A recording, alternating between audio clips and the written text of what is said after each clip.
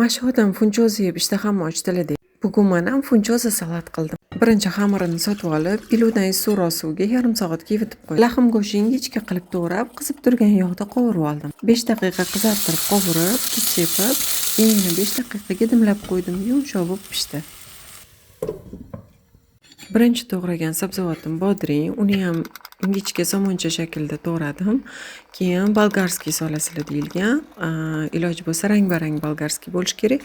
Bizda dunganskiy perets bor edi.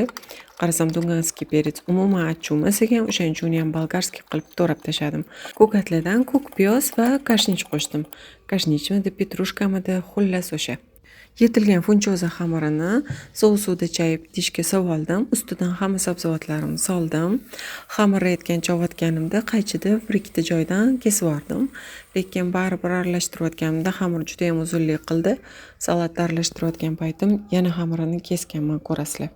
Markavcha go'sht chesnok solib olganimdan keyin oksus bilan soya qo'shdim. Miqdorini yozib ketaman va pista yog'ini yaxshilab qizdirib, unga paprika, qizil qalampir qo'shib, uni ham salatimga qo'shdim.